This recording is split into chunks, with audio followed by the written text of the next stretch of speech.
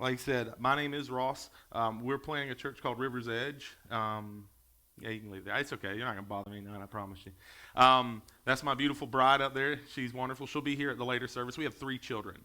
So if you, and they would have been, it would have been straight chaos if they were here all 3 services, I promise you. So we were like, we'll just come to the last one. But what Jordan said was so important about family. And understanding our relationship is probably a big part of understanding who we are and why we're church planting. I am just extremely encouraged by your generosity and your welcoming me here to just kind of share our story and to be fellow brothers and sisters in Christ walking along this together.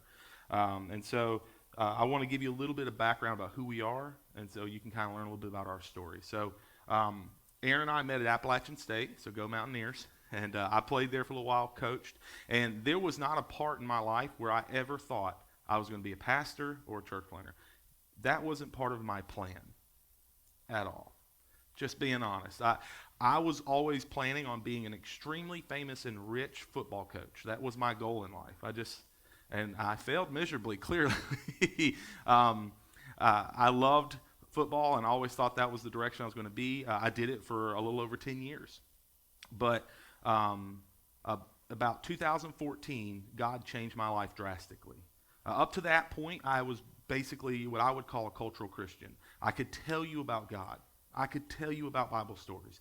But I did not have a relationship and a lordship in my life that belonged to Jesus. Like, my heart still belonged to me. I loved me some me. Very self-centered. And it's a nature that I still struggle with and fight with regularly. But it's one that God has made me aware of. And 2014, I got dramatically saved. I gave God everything. I laid it at his feet and said, all right, what do you want me to do? And so it started with just a hunger came over me to know more about the Bible. So I began just pouring myself into learning about the Bible, trying to understand Christianity from a point of like an active faith. A few years go by, and my wife and I began realizing that I couldn't serve God and my other little gods. And one of those little gods was football. It was coaching. And so I had to make a very tough choice. And so I wrestled with God mightily over this because, again, this was my life plan, and I had planned it out very well. And, God was interfering with that. I didn't really appreciate it. But I submitted, thankfully, before he broke my hip. I submitted. I walked away, and I never missed it. And I tell people that a lot. Like, there are points like I thought that I was leaving something that I could never possibly leave. All my identity was still wrapped up as a coach and as a player, and I wanted so desperately to hold on to that. But the moment I let it go, God started revealing a new season of my life and different things he wanted me to do. One of those things was he called us to missions. You can probably go to the next slide on this one, because I want you to look at that one, and we'll come back to it, or I'll come back to it. So we got called to mission work, and it was a very odd thing. I'd heard a sermon about 2 years before we decided, and right in 2018, the very matter of fact, New Year's, I walked up to my wife and said, Erin, I really feel like we're being called to go serve in Cuba, and I can't explain why, but God will not leave me alone. He has made me so restless about it and so anxious about it that if I don't do something, I fear that I'm going to go insane. So, and my wife was like, oh, great, let's go. Like, what is wrong with you? You should not encourage my insanity. So we began the process. And just the background, I don't speak Spanish. I don't know anybody in Cuba. I don't play baseball, which is the nation's favorite thing, or soccer. And I had no idea how I was going to start this process. Just out of a whim, I reached out to a friend of mine who was in FCA, and I said, hey, I have this idea. What do you think? He's like, well, let me reach around because FCA has some international ministries. But I already knew ahead of time that Cuba doesn't do international anything. We don't have an AM there. There are no missionaries in Cuba at all. Because I looked. I was like, just out of curiosity. So I was like, all right, whatever. So 2 days later, I get an email from the international director, or the director of the international FCA. And he tells me that, hey, they just started an FCA group that's being sponsored by Americans in Cuba. Like, it's not even a year old. It's like, what? So this is all in a week span. This is in 7 days. On the seventh day, I get an email from a man named Alex Martinez. He is a Cuban national, and he runs FCA in Cuba, the entire country. He is a wonderful man. Through him, a month or two later, I was actually able to make a trip to Cuba. God has worked he has answered prayers on top of prayers. I have literally spent hours presenting about this mission work that God's done there. And so all of this began to work in my mind and in my wife's mind and begin to really stir us. And we were thinking, all right, maybe God's calling us to long-term mission work. Maybe we're supposed to go overseas. And so I began seminary that same year because the hunger that God had put inside me was, I had quickly run through all my resources. I had taken every free class DTS offered. I took every free class I could find online, and it wasn't enough. So I said, well, I guess I need to go to seminary. In seminary, I was like, my goal is to get enough credits so that we can begin moving toward a missions work, either in Cuba or somewhere maybe in the South Americas. First class I take was evangelism. And I remember this class distinctly because I thought, this has got to be a useful class, and if I don't like it, then maybe I'll just step out of seminary. Maybe I'm wrong. The guy that runs it worked for Lifeway, and more importantly, he ran as a data collection person for Lifeway. He began showing me slides of how many lost people are in America. Over 130, just this odd, just unbelievable number of how many people don't go to church. Like, the average percentage right now that's pretty much given is 17%, but the reality is that was pre-COVID. So we know those numbers aren't that way right now. More importantly, he began showing me that the next generation's numbers are not even in the 10%. It's lower than that. So our youth have zero understanding. He began showing me that we were now the third largest country of unreached people.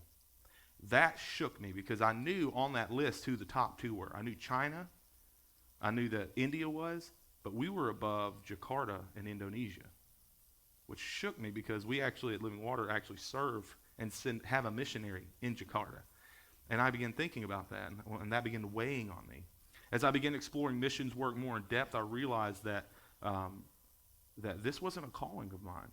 Like, I wasn't being called for long-term work across seas because my heart became extremely heavy for the world around me.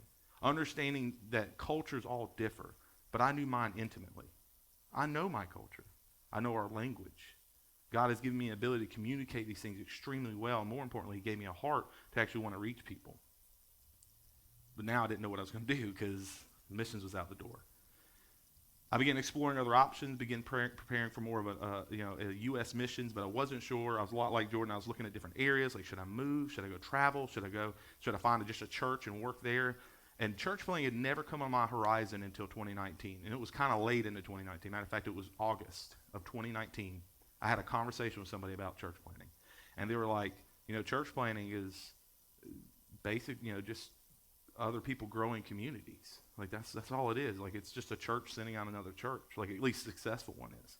And this struck a chord with me because in our work in Cuba, that was one of the things we noticed that was so beautiful is the churches they all met in homes. Like, you can't build a new church building in Cuba. If there's one existing, you can use it, but you can't build a new one. So everybody has homes. And when they run out of room, they just go to another home and they start one there. And they do this over and over again. And it's fascinating me because I've read Acts hundreds of times, countless of times. And I was always intrigued. It's like, man, look at these people. They live in community together. They love each other. They're growing. They're multiplying. I don't see that as much. Why don't I see that as much? And this thought began to come over me. And so it was a very difficult thing, though, because going out church planting, if you talk to church planters, it's hard. It's a commitment. It's like anything else. You're starting something from nothing. And you're trying to, basically gather people together. And in our culture, it's really difficult. Christianity is, if anything, looked down upon often. And probably the most filthy word in our language right now is probably church. It's a reality. But it's so needed. And the more I looked at it, the more I realized that we really needed to. This was something God really began putting on our heart. And so I tripped up on this quote not long ago as I was preparing for different presentations. And I think that this is probably the exact epitome of what the New Testament tells us. The most effective way we can reach people is through church planting. It puts a pressure not only on the church planters that are going out, these families that are going out, it puts pressures on the churches that are helping and assisting them. Because one, you get to see miracles happen. Because church plants are part strategy, but they're half miracle. I mean, it's an absolute miracle that you guys are where you are right now. I mean, it just absolutely is. In the middle of a pandemic, you're crowing. That doesn't make any sense. But it's a wonderful opportunity for God to show. God shows himself through weakness. He shows himself through authenticity, not doing the same thing over and over again and pretending and playing church. I'm really familiar with playing church. And I told Erin, I was like, I will never do that again. That's the most dangerous thing in our climate right now, is people who really believe that they're saved because they aren't committed to anything. And so we need to encourage these people, but we also need to encourage churches. Churches are dying faster than we can plant them. So we're not going to run out of people to, share the gospel with. That's not going to happen. What is going to happen, though, is that if we don't start reviving churches through church planting, we're going to run out of churches for people to go to. They're just not going to exist. If you'll go ahead to the next slide. So I always feel like this is a question, why church planting? We have to explain it to our people. Matter of fact, in 2 weeks, I'll be presenting something very similar to Living Water. I've preached a few times, but our service, we have one big service that's going to be dedicated to trying to help train our people to understand how to approach, church planting. And in our community, there's a desperate need for the gospel. Out in Long, South Carolina, if you've ever been there, there used to not be a whole lot there. When I moved there 4 years ago, there was nothing there. Not really. In the last 4 years, we have seen it almost double in growth of people who live there now. And I have some statistics we'll show you. Statistics are great, by the way, but they don't tell what God knows. But they do help explain, like, we could literally plant 5 churches out there and still need more churches. It's unreal. But our community needs the gospel way more than we realize. There are so many people who are coming from all over the North Americas. And most of them are coming here and have no community, have no family, have no connections. And that's what a church is supposed to be. That's what you are to each other. When you walk in this morning, I noticed that there were so many of you who got together and you talked and you asked how you were doing and you talked about things you had done that week, and that's what it is. It's a community. One of the hardest things for me going and planning a church is watching my wife and I have to give up some relationships to make room for new ones. It's heartbreaking because they're my family. But I know that God's going to provide new family. He's going to provide a new community. And I have to be faithful for that because there are so many people who don't have that at all. And we want to help provide that. The other thing is that there's such a need for discipleship. Discipleship is so needed. There's so many people who are just desperate for someone to walk alongside them. They have no idea what's going on in their spiritual life. They have no one challenging them, no one helping them through hard times or high times or how to walk through faithfully. And so this is this desperate need for it. I'm going to change it. These are pictures, by the way, that we took in Cuba. So just to make sure that's real. We did that. I like to see them too because it reminds me of all the things God did. We want to create an atmosphere where we serve. One of the things that Longs has that's a real difficult problem is that there is an extraordinary amount of a mixture of populations. There is an extremely low-income population. Matter of fact, Longs has one of the lowest income per ratios areas. There's a strip in Longs that is almost as bad as any other place. There's only 3 other places that are on the same level.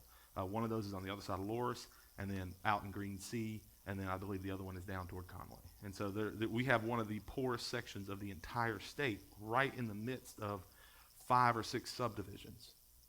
And so we want to learn how to serve these. And it's more than just, let's go down there and do a food drive. Much like missions work, we have to decipher what does our community need. How do we give people dignity? How do we provide for people an opportunity? Because when we go overseas and we would go to Cuba, one of the things that I had to learn very quickly is I can bring them every resource on the earth. And I can provide for them everything when I'm there. But the moment I leave, they still go back to their normal life. We have to provide something more. Part of that is the gospel. It's the most important thing, which is hard to swallow when you're making decisions between medical needs or a Bible. I mean, that's a hard thing to have to make a decision over, and I've had to make it a few times. I always chose the Bible, thankfully. We can provide every resource we want to, but they need the gospel, and they need to see the gospel more than anything. And so how do we lovingly, bless people in a benevolent way, but at the same time, don't lose focus of what the kingdom is calling us to? The other one is the reality of growing new Christians who make new Christians. And that's the whole point of church. I think most people grew up, and I never heard the word church planting until literally 2 years ago. How is that? How did we lose focus from what they were teaching us in Acts? And it just became because I think our culture kind of tricked us. We became comfort. We traded in, intimate, relationships for convenience and comfort. Many, many people did. I love seeing that you guys haven't done that. I love seeing you guys you have a pastor who's purposely leading you toward, finding ways you can serve alongside and continue to encourage church planting. It's wonderful. And I pray that God gives an opportunity for you guys to do the same thing. That you one day will be sending a church somewhere in this area. And I think that would be beautiful. And I can't wait to see that happen. The last question would be, why Longs? Because if you've been to Longs in the last 5 years, well, probably before the last 5 years, not real impressive. This is partially number, but it's also location. My wife and I moved out there. This would be my last year working at North Myrtle Beach High School. My wife works at Waterway Elementary right down the road. We bought a house out there about 4 years ago. There was not a whole lot there when we moved in. But going up and down 9 over the last 2 years has been an incredible transformation out there. Go ahead. This is the population growth right now, county-wise. It is literally the fastest county growing in South Carolina, and it didn't slow down in the pandemic, oddly enough. If anything, it increased because South Carolina is one of the very few places where people could actually still work. I was talking to somebody recently. They said that in the month of October of 2020, they sold more houses than they had sold the rest of the year. Can you imagine that at that point? That people are still buying houses as fast as they can get them. Every place, my wife and I have been looking at different places, like how, for land and places to meet. Every place I've gone to has told me there's at least a 4-month wait to buy a new house. There's any of the new places that are being built, you can't buy. Go ahead. And Horry County right now is already the 4th largest county in South Carolina. But we have the least amount of churches per capita. It does, because our growth has happened so recently, there was never really a focus. So just recently, over the last year or two, we began focusing on evangelizing Horry County. What's crazy is of all these places, and I don't think I have the stat up there. You can check and see the next slide. That's the partnership one. You can hang right there. Of all the places in Horry County, you know what the one that's growing the fastest is? Longs. Its projected growth right now is 350%, which means that in 20 years, we're going to have over 50,000 people living there. Right now, there's somewhere between 16 and 20. It's growing, and most of that growth, 50% of that growth of that 15 to 20, happened in 3 years. It's growing so fast. We can't keep up. People ask us all the time, why are you planting a church in Longs? Like, literally, Living Waters is technically in Longs. It's on the very, very edge. Because we could plant 4 more and still not have enough churches. What we want to do is build a community. We want to build a community that is going to worship God together and serve the community together. And it's going to take effort. It's going to take vision, but it's also going to take other churches walking alongside of us, because there are going to be times when we're not going to have what we need. We're not going to have enough people to run an event. We're not going to have enough, we're going to have enough people praying for us because we need God to move in a way. And so that's where, partnerships really come important. Being encouraged, and be honest with you, it's an encouragement, because right now I think we could all use some encouragement. I think every church could use encouragement, because we have no idea what's going to happen in 2021. We have zero understanding of what is coming toward us. All we know is what God has told us to do. Just recently, we've been working our way through Acts in a Bible study, and then on top of that, my associate pastor is preaching through it, and we always talk about the notes. And one of the things that we both pointed out that I thought was beautiful is that God gives us kind of an understanding of what to do when we feel restless and don't really know what to do. And if you look at Acts right before the Holy Spirit comes, they're together and they're praying and they're reading the scripture and they're together. I said together twice because it's that important. They came together and they understood that they didn't know what they didn't know what Jesus had asked them to wait for. They just knew they had to wait. So what did they do while they waited? They prayed and they read the scripture. And they did these things in unity and together. And so I'm going to ask you to do the same thing. We need prayer. We need to surround our churches with prayer, not just ours. River's Edge is one church, but there's so many churches in our community that need this. Whether it's your church in Coastal Life, whether it's Living Water, whether it's the multitude of churches that are coming and the ones that will be growing in the next few years, serving. Not only do we ask that we want to be good serving church, but right now we know we're in the position where we need to be served. And so as we move forward in the next month or couple months, and as we begin trying to understand our infrastructure, we're gonna be reaching out to churches to help in whatever capacity that is. And I look forward to working with Jordan because I know he's got some wonderful ideas about how to interact with the areas and how certain things work, because this is all relatively new to me. And then the last one is we're going to be a church that wants to give, and I know that churches are giving. I just want to thank you for what you have already done, and what you guys have felt like you've been called to do. And I want to encourage you to keep doing this for not just for us, but for the other churches that are going to need it. Our goal, and hopefully we'll be able to design it, in 3 years, we'll be completely free of needing outside sources for funding. And then we're going to begin the process of how do we plant a church? How do we partner with somebody who's sending a church? How can we work together as a community? And so that's what I hope that you guys will continue to do. I want to encourage you, and I want to thank you for the opportunity to come. We have a multitude of ways if you want to keep up with us. We have a website, and we're on Facebook or Instagram if you do any of those social media things. And then also Jordan is hopefully getting the newsletter. I believe he's getting the newsletter. And we just try to update people once a month about how things are going. And like I said, I would love to come and at some point and continue to just talk about what God's doing and the miracles that he's performing, so you guys will continue to be encouraged and know that you were a part of growing the kingdom. So I thank you guys today, and God bless.